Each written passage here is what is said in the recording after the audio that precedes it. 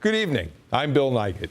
Welcome to GPB's special coverage of the governor's annual State of the State address. We're going to run Governor Deal's remarks in their entirety, followed by the Democratic response, which will be delivered by Senator Steve Henson. And then immediately after that, we'll bring you a live edition of Lawmakers as we take a closer look at what lies ahead for the year's session. Let's get right to the governor.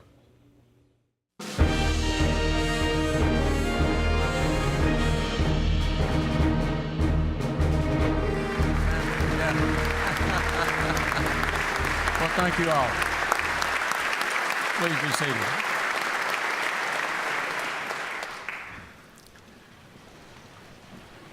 Lieutenant Governor Cagle, Speaker Ralston, President Pro Tem Schaefer, Speaker Pro Tem Jones, members of the General Assembly, constitutional officers, members of the Consular Corps, and my fellow Georgians. Today marks the 5th year that I've reported to you, the people's representatives, on the state of our state.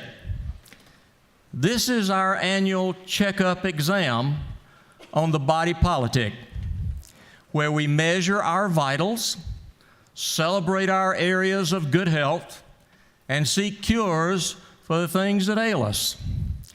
In each succeeding year, we've seen the green shoots of our economy grow a little taller. Each year, we've seen more Georgians return to work or get their job for the first time. Each year, we've seen hundreds of more businesses open or relocate here. Each year, steady revenue growth has allowed us to slowly mend the ravages wrought by the Great Recession. Now our economy is seeing positive growth with thousands of new jobs added every month. We're seeing the telltale signs of cranes and bulldozers humming on newly cleared land.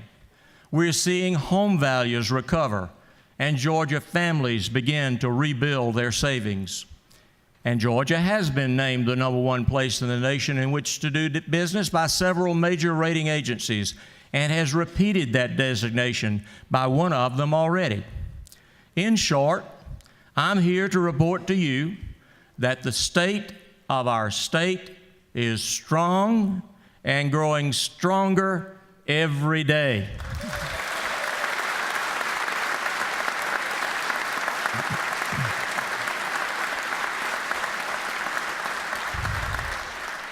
But for every milestone we reach, for every victory we attain, for every improvement we achieve, new challenges await.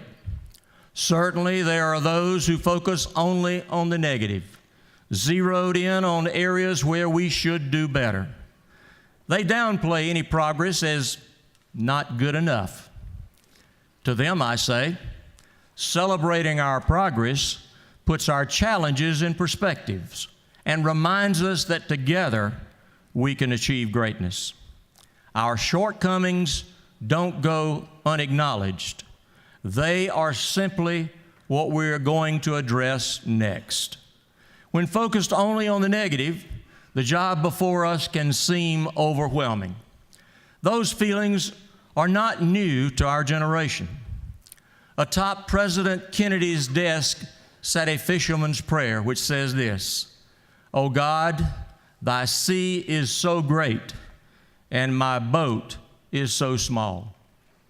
When confronting the challenges of 10 million people, challenges that can appear insurmountable, it's easy to feel that the tools that we have been given aren't up to the task. When it comes to our constituents' needs in education, health care, transportation, and public safety, the sea seems so great and our boat so small. We may have 10 million challenges, but remember, we also have 10 million oars. In the turbulent waters of the recession and recovery, we have rowed steadily forward. The synchronized beat of unified oars has set the rhythm for our economy. Georgians have spoken clearly that the conservative principles which have guided our decisions, the very ones that have brought us out of the recession, must continue to guide our future growth. These include keeping our government small, prioritizing and balancing our budget, and emphasizing a strong business climate. State government cannot address the legitimate needs of our citizens, however, without adequate revenue. Last year, we based our budget on an anticipated revenue growth of 3.4%. That was in keeping with our pattern of conservative budgeting. So, when fiscal year 2014 ended, our actual revenue was 4.8%. That differential between what we spent and what we collected is deposited into our rainy day fund. Every budget cycle since I have been governor, we have added to that fund so that it has increased by some 643% since I took office.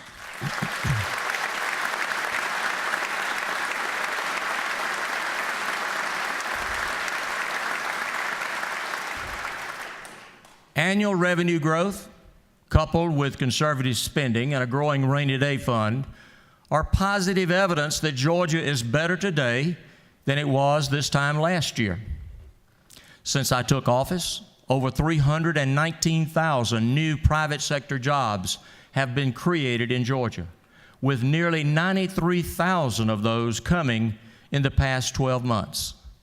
The announcement last week that Mercedes-Benz USA is moving its North American headquarters to Georgia is further evidence that our state will continue to be a leader in job creation.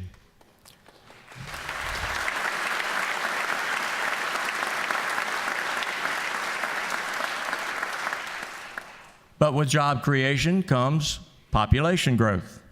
Georgia is now the 8th most populous state in the nation, moving from the number 10 position in just 4 short years.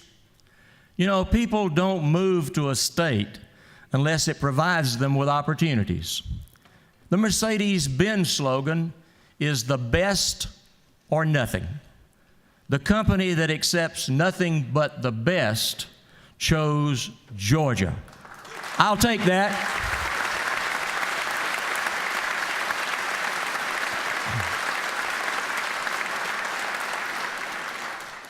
And in the near future, Porsche North America will open their headquarters near the Atlanta airport. But let's not forget our first major automotive manufacturer in modern times, Kia, which employs some 3,000 Georgians and whose supplier base continues to expand in our state. Kia's example told the world that we have the quality workforce and the business environment needed to thrive in the automotive industry. Key officials remind me often that their West Point, Georgia plant produces the highest quality vehicle in their worldwide chain.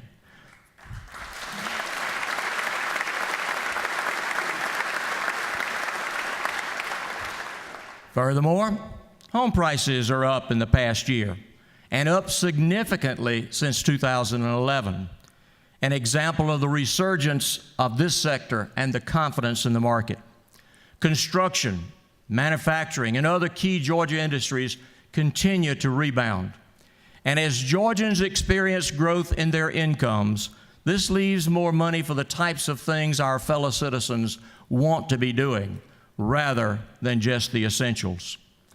Virtually every reliable indicator points to one thing: a growing economy. And to those of you who have been paying attention, you will notice that the unemployment rate, the prodigal son of indicators, is even falling back in line.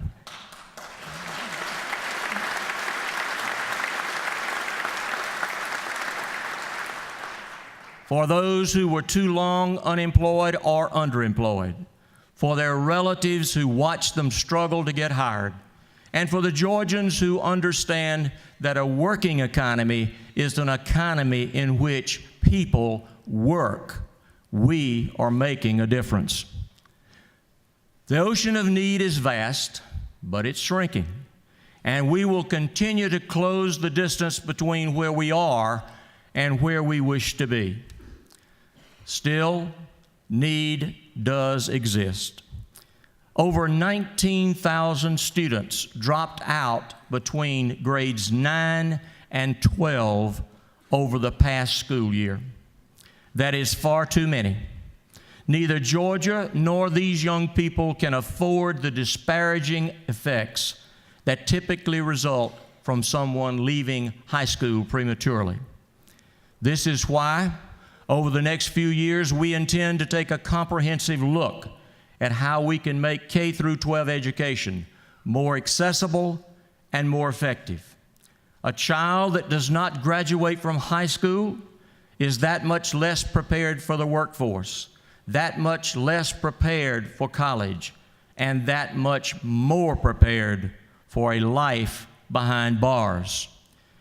I'm establishing an Education Reform Commission to study a number of questions regarding our education system, such as increasing access to Georgia's world-class early learning programs, recruiting and retaining high-quality teachers in our classrooms, and expanding school options for Georgia's families.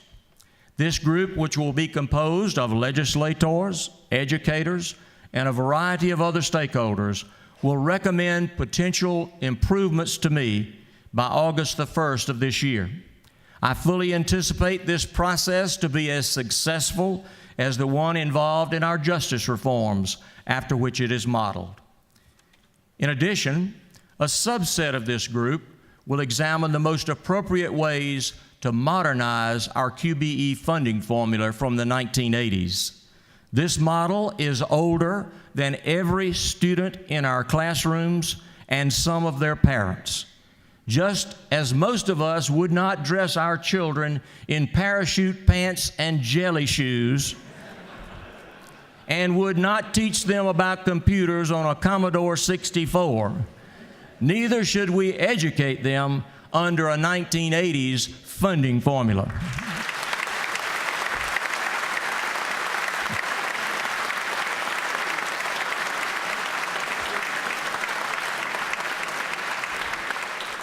Our students are now using iPads and Androids.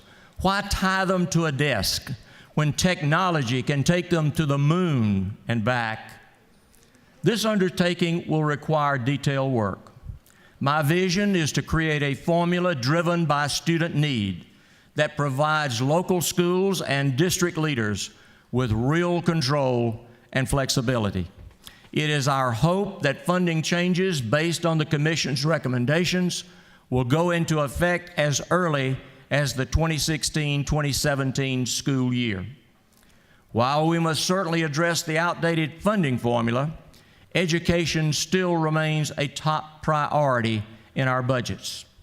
This year's budget, coupled with my proposal for next year's budget, represents an infusion of over $1 billion additional dollars for K through 12 education.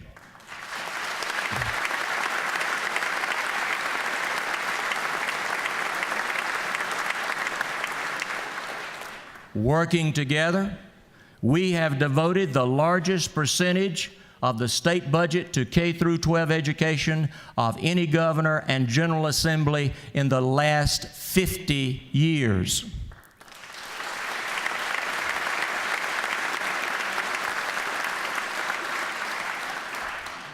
Now the focus is on turning those dollars into academic progress.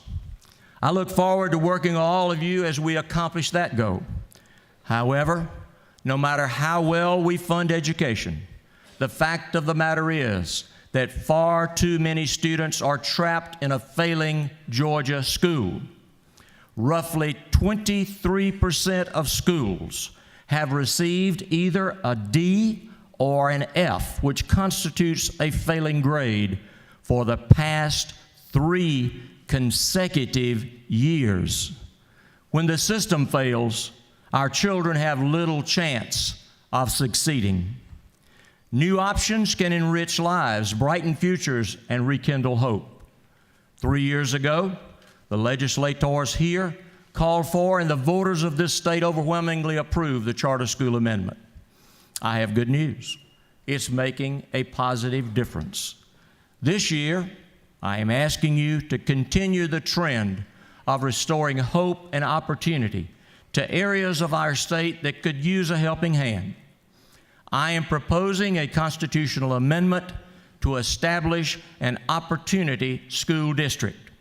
It would authorize the state to step in and help rejuvenate failing public schools and rescue children languishing in them. This model has already been successfully used in other states. My office has been in contact with a student from New Orleans who tells us that he could not read until he was 12 years old. Now, because of the Recovery School District in New Orleans, Troy Simon is going to Bard College in New York, where he intends to earn a degree in American literature. His life has changed.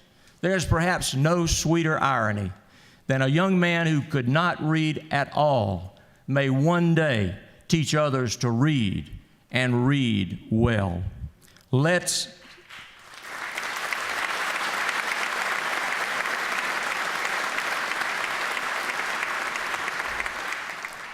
stop making excuses.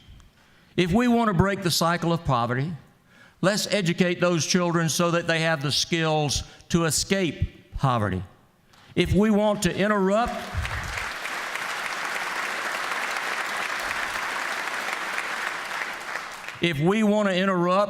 the cycle of dysfunctional families, let's educate the children in those homes so that their families of the future will return to normalcy.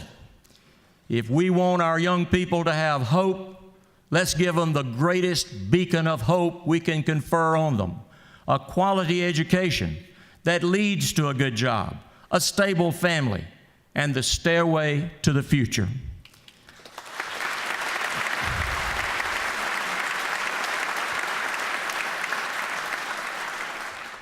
There will be those who will argue that the problem of failing schools can be solved by spending more money.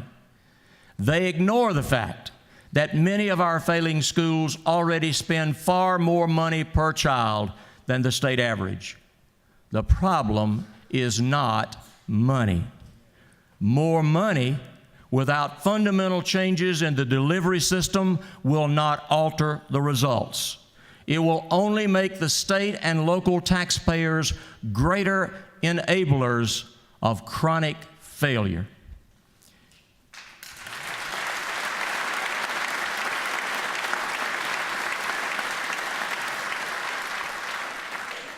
If we take this step, more students will be able to gain employment, go to college when they graduate. More employers will be satisfied with our state's workforce, and more of their colleagues might just decide to locate in Georgia. Above all, students and parents will relinquish the burden of having nowhere to go to get a proper education, something no family should have to experience in the first place. Now, liberals cannot defend leaving a child trapped in a failing school that sentences them to a life of poverty. Conservatives like me cannot argue that each child in Georgia already has the same opportunity to succeed and compete on his or her own merits. We have a moral duty to help these children who cannot help themselves.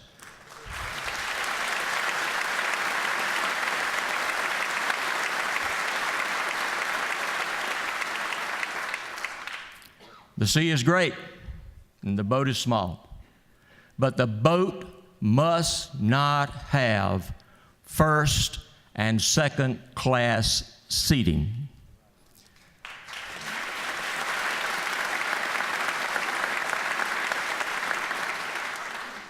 I am calling on you to do your part in this session to get this referendum on the ballot so that Georgians can assure that a child's hopes of success are not determined by his or her zip code. Our places of learning should be places where a child learns triumph, not defeat. We have experienced triumphs in our criminal justice system where we have tamed some rough seas, Working with those of you and here and those throughout our state, we have enhanced safety and nurtured second chances. We have combined taxpayer savings with personal salvation. In return, our reforms are closing that revolving door that has led too many Georgians back into our prison system. Crime may not pay, but stopping it does.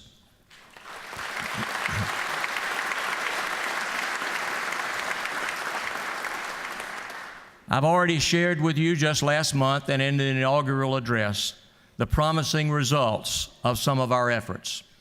My budget this year will reflect our commitment to these important reforms. The next step we're taking to improve our delivery of justice will further make Georgia a leader in this area. On many occasions, one troubled family or neighborhood will deal with a multiple of agencies, from pardons and parole, to DFACS, to the Department of Juvenile Justice, to the Department of Corrections. Under current policy, these agencies often do not coordinate effectively on these cases. This fails to bring a holistic approach to the needs at hand, and it doesn't deliver services efficiently. For this reason, I am proposing to create the Department of Community Supervision to eliminate redundancy and enhance communication between these related groups. This new agency will pull from the relevant existing portions of corrections, juvenile justice, and pardons and parole. While the Division of Family and Children Services will not contribute to the agency itself, we will be including the DFACS director on the Board of Community Supervision to facilitate the transfer of appropriate information. Recently, we have seen tremendous growth in the number of child welfare investigations, due in part to our 24-hour call center. This is why we will continue to fund additional resources to meet this unfortunate need, including support for 278 additional caseworkers. In addition, the Child Welfare Reform Council, which I created in 2014, has released its review on the Division of Family and Children Services. To address some of the recommendations, I am proposing in my budget this year that we fund several upgrades. These will include a mentor program for supervisors, providing for greater career and salary growth for personnel, promoting the safety and the resources available to caseworkers, and enhancing recruitment and training of foster parents. By caring for our caseworkers and our foster parents, we can better care for our children in need.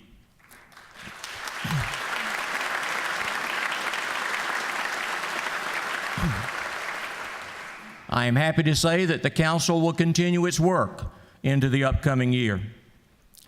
One of our most vulnerable populations is our children who are suffering from seizures. Last year, I set in motion trials at our state medical school to test the possibility of using cannabis oil to treat severe seizures of these young people in a safe and non-intoxicating way. Those trials involving Georgia children have already begun and will continue to expand. This year, I hope to sign legislation to decriminalize cannabis oil in Georgia so that families who need it and who obtain it legally will not be prosecuted for possessing it.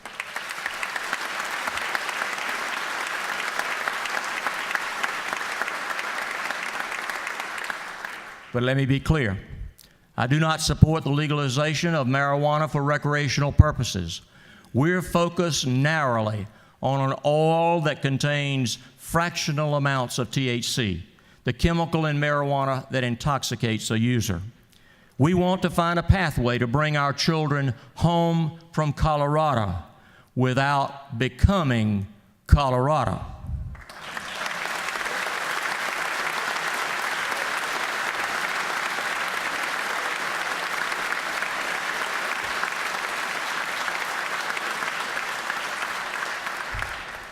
We still face the significant and more complicated issue of access. That's why, in addition to decriminalization, I am proposing a study committee to research a proper role for the state of Georgia in the ongoing debates about the types of medical conditions that can benefit from this product and how we can best address this in a logical and controlled manner. I know for many families, time is of the essence. I want us to answer the question of access as quickly as we possibly can while going through the proper steps to ensure safety and compliance with federal laws. There is broad agreement that we must do something, and we can do something. Let us also agree that we must do it right.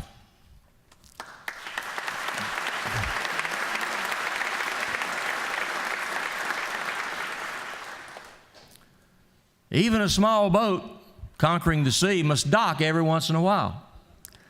We must therefore ensure that our network of bridges, roads, and other vital infrastructure are well maintained and that the increasing transportation needs of our population are met. So let me present to you our options. Since only 3 regions in the state invested in Plan A regional 1% sales tax for designated infrastructure projects, we acted to implement Plan B, which includes reprioritizing funding and a focus on the most essential projects that will target our most congested areas. For example, we are constructing new capacity express lanes along long stretches of I-75 and 575. We are also extending the managed lanes on I-85.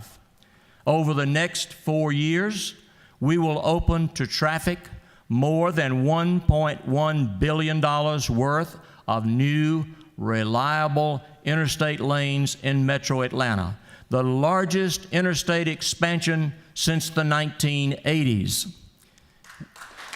Thank you.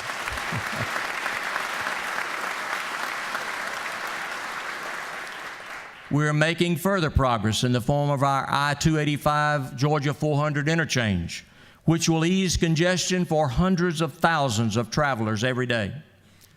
But let us not forget those things we've already accomplished, including the removal of the tolls on Georgia 400, the opening of the I-85 Georgia 400 connector ramps, which many in our state are already using, and of course, we continue to construct the Jimmy DeLoach Parkway extension, the Fall Line Freeway, and other road improvements connecting our South Georgia cities.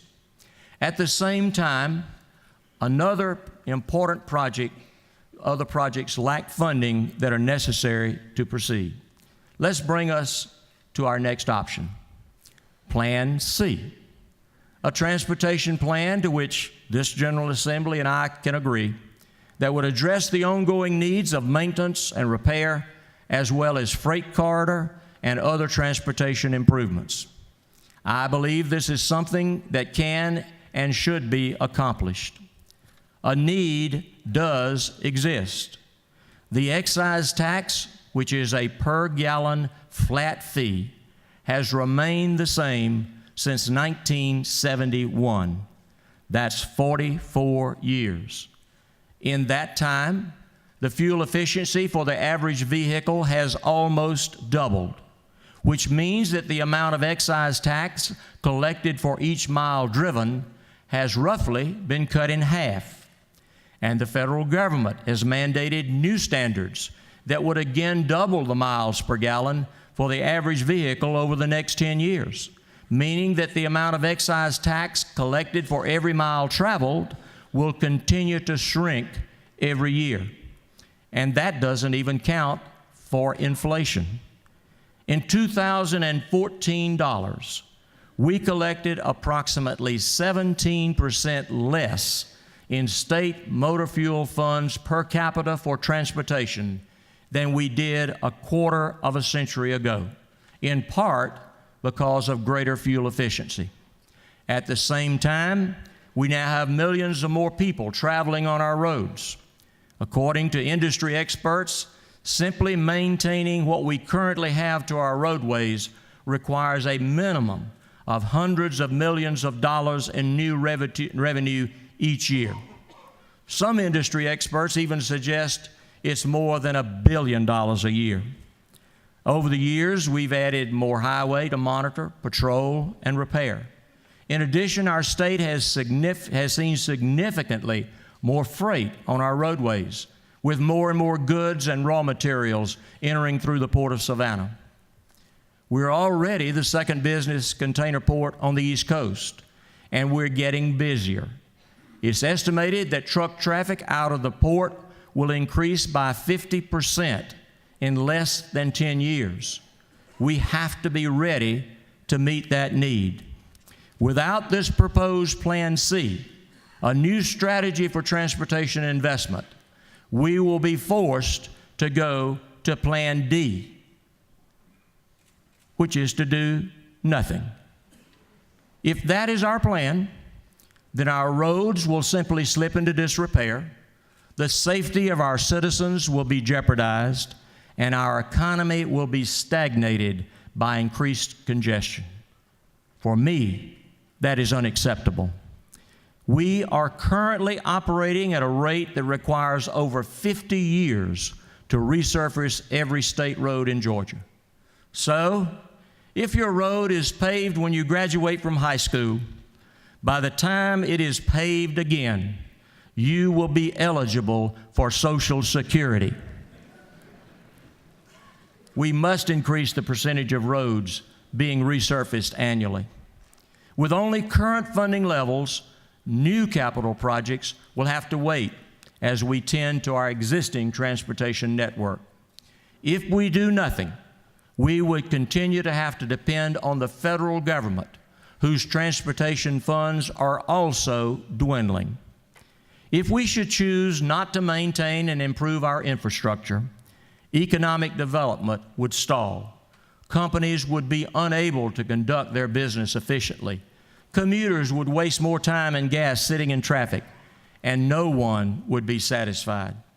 For those of you who believe, as I do, that there are certain powers left to the states and to their citizens, a principle set forth in our nation's 10th Amendment, here is one way we can put our beliefs into practice.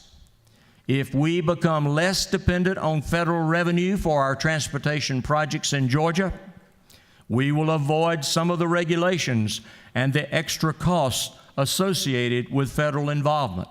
We will get more of our money on new roads, and it will be one of the best signals that the state of Georgia is willing to spend our money to solve our problems.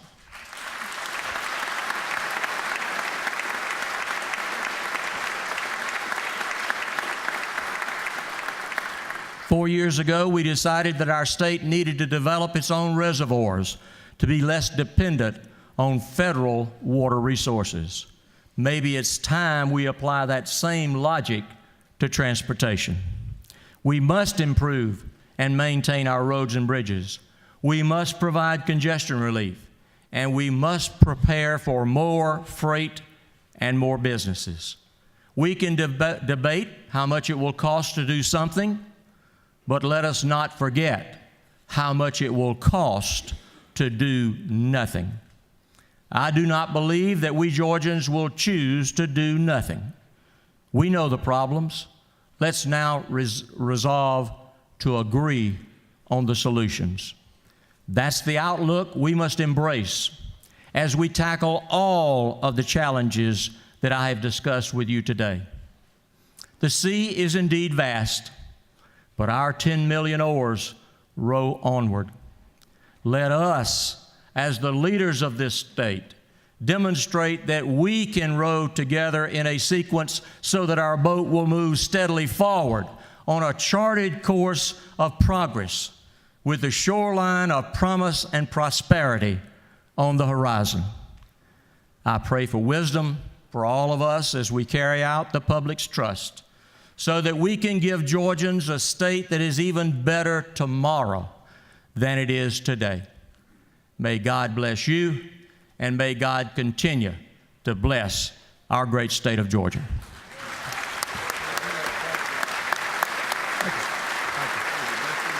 Thank you. Now, with the Democratic response to the governor's State of the State speech, Senator Steve Henson. Good evening, my fellow Georgians. I'm Senator Steve Henson, leader of the Senate Democratic Caucus. Just a few moments ago, we heard Governor Nathan Deal talk about our current state of Georgia. In his remarks, he told us Georgia was strong, and it's time for our annual checkup. He talked about economic growth and the creation of thousands of new jobs each month. What we know is Georgia is strong because our people are strong. You define our state, your hard work, commitment to your families and neighbors, willingness to sacrifice so your children can have a chance to forward a path of their own. I've seen these values in every corner of our state, from our small towns to our big cities, from our beaches to our mountains, from our farms to our city centers. We've always prided ourselves on the fact that anyone, no matter who they are, where they're from, can work hard to make whatever they want of their life. In the last decade, we've seen that our hardworking families aren't getting ahead. In fact, many have difficulty paying for their bills. Governor Deal tells us Georgia's the best place to do business, and he told us that under his administration, 319,000 new jobs were created in his first term. Governor Deal told us his renewed vision for our state, a new mandate for Georgia. But you and I know that when we sit down at the dinner table each night, Georgia families aren't talking about Georgia being a great place to do business. Instead, many are wondering how they will ever pay off credit card bills, pay for college, or save for retirement. Yes, the worst of the Great Recession appears to be behind us. Certainly, the national unemployment rate reflects our climb out of the dark financial time for our country. We've recovered from national unemployment rate of 10% in October to this month's low of 5.6%. Our country is moving in the right financial direction. Banks have loosened their strings on lending, and we are seeing an uptick in commerce and business. But in Georgia, unemployment rate for November was 7.2%, one of the worst in the nation. In fact, the months leading to November, Georgia had the worst unemployment rate in the country, and we are currently only second to Mississippi. Worse, in Chattahoochee County, the unemployment rate is 14.4%. In Telfair County, it's 13.3%. In Macon County, it's 12%. These rates are double the national unemployment rate. While the governor touts 319,000 new jobs, the fact is the recession hit workers in mid-wage industries hardest. They are facing a worse recovery than other areas. Georgia's mid-wage industries comprise 52% of the private sector job losses during the Great Recession from 2007 to 2010, but only 15% of the gains during the recovery from 2010 to 2013. Georgia's private sector had about 138,100 fewer jobs in the mid-wage industries in 2013 than it did in 2007, before the recession began. Georgians want this to be the best state to do business, but we also want it to be the best place to raise a family, send our children to school, get a job that pays well, and save for retirement. We want it to be a state with the safest communities. The governor paints us a pretty picture, but we know that many families are not better off than they were 4 years ago. We know that if our children graduate from college, many are saddled with student loans they may never be able to repay. And if this new vision looks anything like the past 10 years, then our families will continue to struggle. The hard truth is that Georgia isn't even average, not in unemployment, not in education, and not in health care. Our state falls in the bottom level in nearly every measured category. Below average is not the best we can do in Georgia. Do we want to rank near the bottom in nearly every measurable category? Democrats believe we can do much better. The Democratic caucus members that I represent come from all over the state, from Piney Woods in the South to the rolling hills of Middle Georgia to the working class neighborhoods of Atlanta. And after more than a decade of overwhelming single majority party in the General Assembly, this state may have escaped near disaster for our working families and students and small businesses. But even with the claims of the jobs created, our state remains near the bottom of the nation in unemployment figures. And many of the jobs created don't pay well enough to support a family. We can and must do better. Democrats are offering up an entire package of legislation aimed at working families, increasing the minimum wage, restoring Georgia's low-income tax credit. Also a measure that requires new companies to take tax credits be required to hire Georgia employees, and a measure that properly addresses employee misclassification on the job.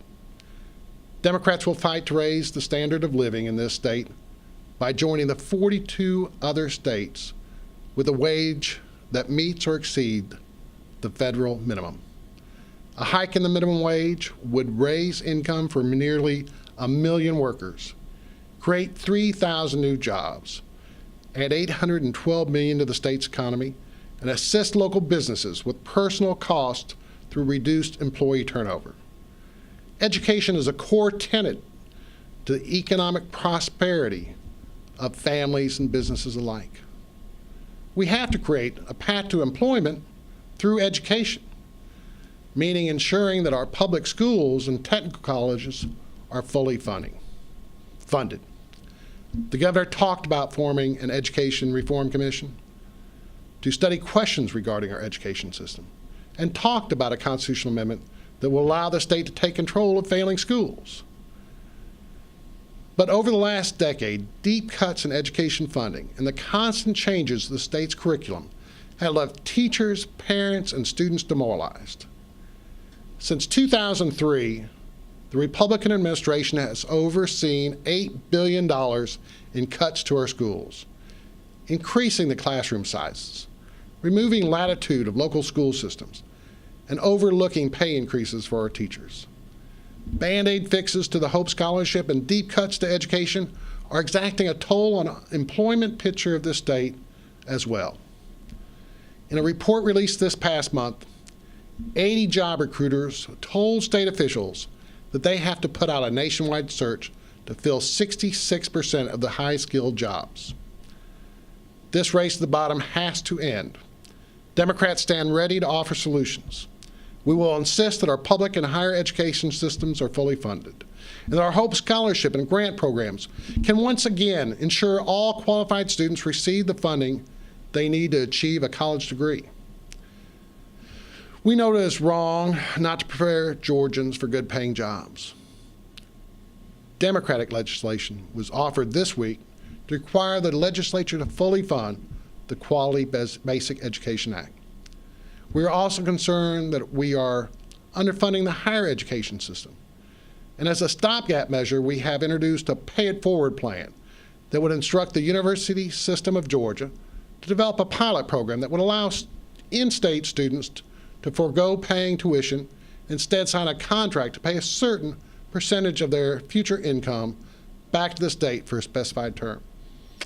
Democrats will continue to work to restore hope so that it fully funds tuition for qualifying Georgia students. We have legislation that would allow technical colleges to allow previous work experience to serve as course credits. This past month, a joint committee released its finding on Georgia's infrastructure. Our roads and bridges are in desperate need of repair. Today, we see a system of aging bridges and barely enough money to pave our roads. Since this problem has been known for a number of years, we are disappointed the governor did not give a specific approach for his solution. Today, the governor failed to address a number of issues, in fact, that impact nearly every Georgian. He did not address access to affordable health care, nor did he address the closings of many rural hospitals and helping the uninsured. For most Georgians, insurance and health care are prominent aspects of the family budget. Democrats have put together a legislative package designed to address many of the concerns of Georgia's working families. We are willing to work with the majority to find common ground in order to make the lives of Georgians easier. We always believed in a better way for Georgia's families, and always will. Democratic's legislative package produces concrete solutions, proven to help the middle class, families, and small businesses. We have 50 bills drafted this month to address health care, public education, and advance working families. Our package will also allow the people to gain trust in how the business of government is handled by their elected officials. By making the independent ethics commission, allowing it to be separate from the branches that regulates. Democrats want to end taint of scandal that has surrounded our state for too long, open the process to the people, and restore confidence in their government. Making this state a great place to do business, and a great place for working families, will be a priority for Democrats. Our president said the true test of American ideal is whether we are able to recognize our failings and then rise together to meet the challenges of our time. Democrats stand ready to help build the communities of our dreams. This fight is for all Georgians. Only with your involvement can we move Georgia forward. So please engage in the process. Send letters, call our offices, write us emails, visit us at the Capitol or in our district. I promise we will listen. This is our beloved state. These are our communities. Together we stand or fall. This is a new term, a new vision, and a new mandate, and it should be about the people of Georgia. Thank you and good night.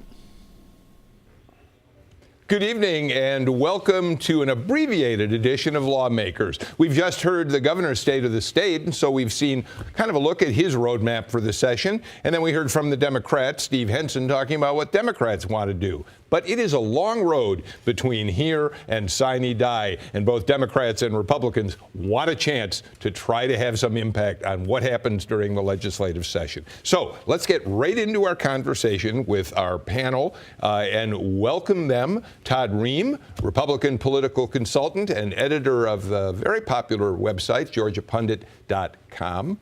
Liz Flowers, she's executive director of the Georgia Senate Democratic Caucus and a media and government relations consultant. Greg Bluestein is with us, political reporter for the Atlanta Journal-Constitution. You see his byline every day. And Leo Smith, the director of minority engagement for the Georgia Republican Party.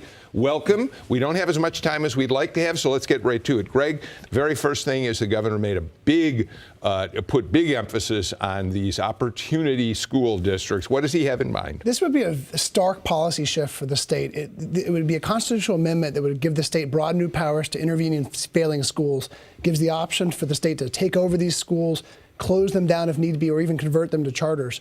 What the governor says is the lawmakers have a moral imperative to do this, Democrats, Republicans alike, to intervene in these failing schools and lift them up somehow. And let's make sure we know what this means. He's not talking about getting involved with teachers and classrooms. He's talking now about replacing administrative positions, school board members, that sort of thing. Is that right? Right, and taking over whole school systems, yes. Which is not addressing the underlying problem about why these schools are failing. We've, cut school funding by something like $8 billion in austerity cuts since 2003.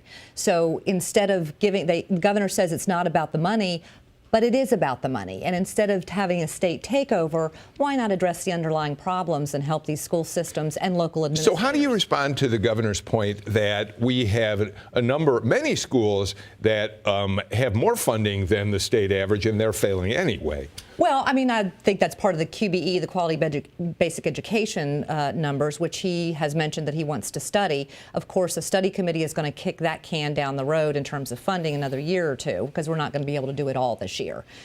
Okay, Leo, the governor, I think, would suggest that DeKalb County, where there was an intervention by his office to replace a completely dysfunctional school board, is an example of what can be accomplished. Is he right? Yeah, I think that there are circumstances where you need to take interventions, and they need to come sometimes from on high. In the case, it's not the federal government intervening like we had in the civil rights movement, but in this case, we've got schools that are in great distress.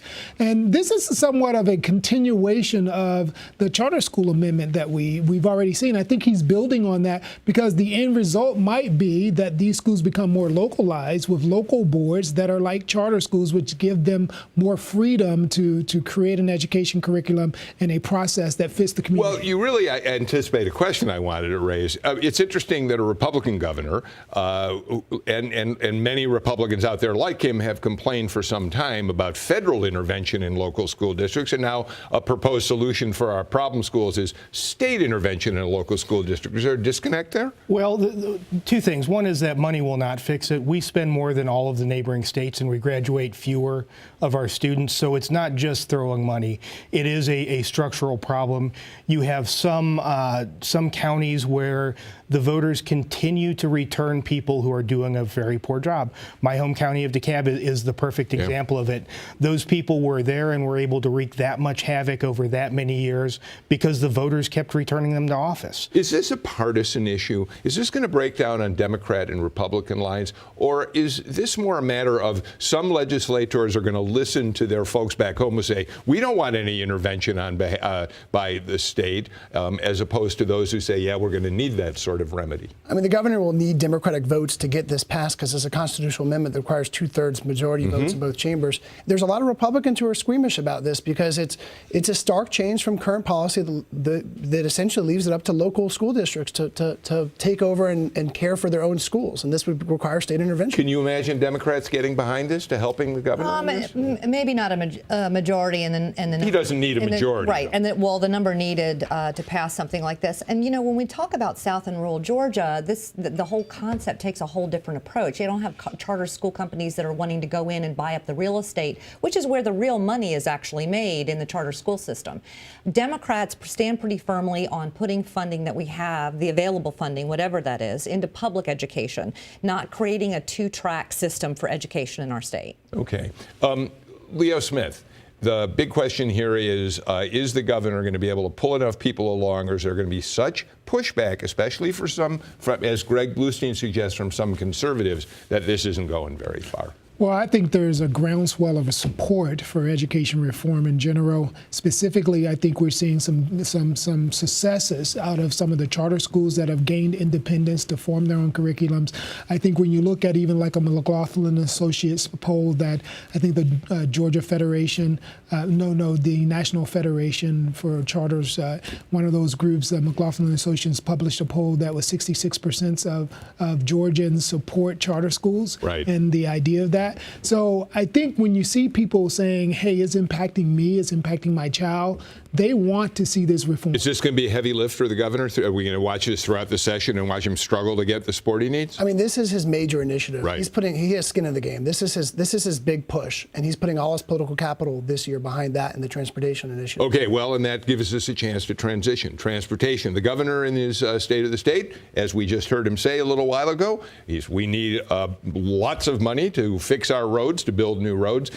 Greg Bluestein, I thought he was pretty interesting. He got into, there's a paragraph in the speech where he kind of tiptoes towards the edge of the water on a gas tax hike and then doesn't jump in.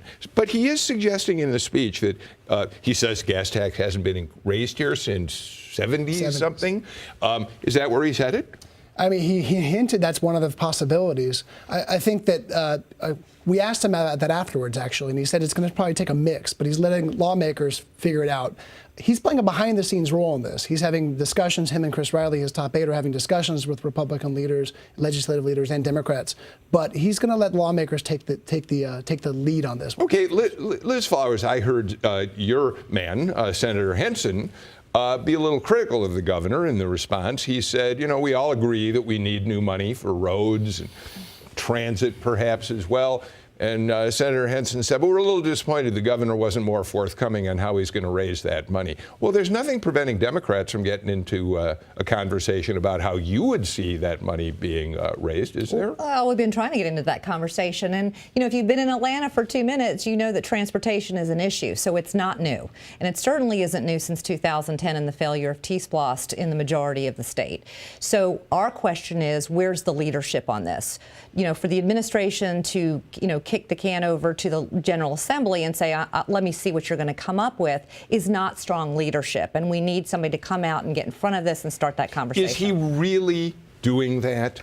Or is he just saying that publicly? In other words, do we think, look, you had the other day the Speaker of the House, the Lieutenant Governor, and the Governor, all of them at the Eggs and Issues breakfast, essentially say we got to find new revenue for transportation. Does that suggest that maybe, in fact, they are looking at that quietly and they'll come out with some unified approach? Well, I think, first of all, it's not kicking the can down the road to suggest that the legislature take the lead on legislative affairs and legislation. I think there is an extent to which they have to figure out what's going to be palatable for enough people to pass a bill. Politics is the art of the possible, and you've got a majority of Republicans who have campaigned on no tax increases of any kind ever, and they have to figure out what can they pass. Let's remind people of what's at stake here. Greg, we're talking about sustaining new revenues of more than $1 billion a year just to take care of current projects or projects that are on the immediate horizon. That doesn't include transit money for possible transit projects. Where, if you increase the gas tax, every penny is about $150 million. Is that right? Around there.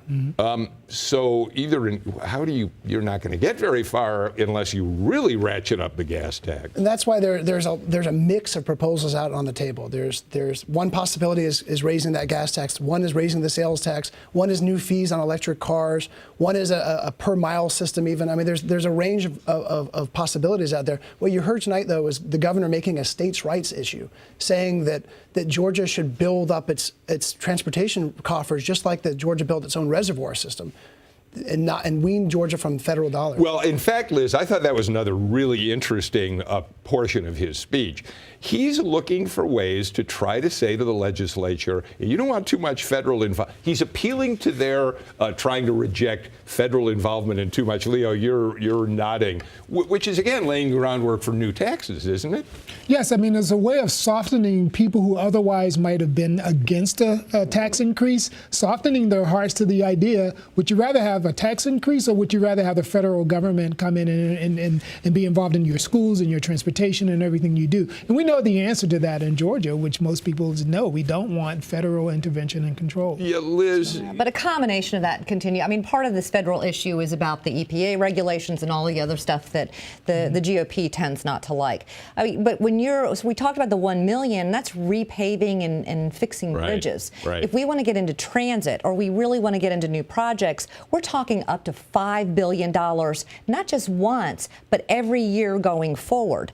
And so you can't say to you can't exclude federal money and just say we're just going to do this in-house. I think everything does need to be on the table, but the conversation should be presented, the options should be presented, and there should be some leadership on it. Okay. Well, Senator Henson, in his speech tonight, laid out a few proposals that Democrats would like to see. Take your pick. What's a highlight for you? Well, I think you're going to see the Democrats focusing a lot on job opportunities, particularly mid-wage earners. That's the biggest hit that we've seen. So we are looking at policies such as increasing the minimum wage. We're looking at potentially, it's not called the Earned Income Tax Credit in Georgia, but it's something like that we have restoring that, which was repealed in 2010. There are some other options that, particularly if we're looking at different sales taxes, that we're going to help the lowest earning Georgians. But we also need to remember that industry has gone, businesses have gone and said, we can't find skilled workers. All right, we've got 1 minute left, and I want to give you the last shot at this. Go back to the governor for a minute. Governor Deal said in the closing days of his campaign he wants to be an example for how Republicans can reach out to minority voters across the country to build their support. What did he say in his speech today that suggests he's headed in that direction? He had an opportunity here. I think that one of the great opportunities is going to be the overtake of schools that are not performing. Okay. Because in DeKalb County and in Clayton County, where they've had accreditation problems, the community that's being cheated of the education they pay for is by and large an African American community. So you see that as an initiative that really could appeal to black constituents of the governors out there? I think it can. All right. We are out of time. A very abbreviated version, but thank you for weighing in as succinctly as you all did on the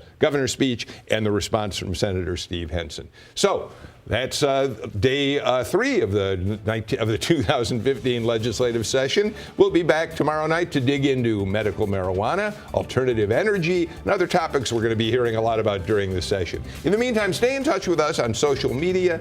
Email us too at lawmakers@gpb.org.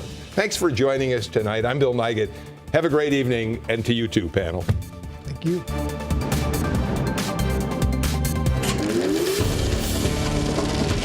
This is a GPB original production.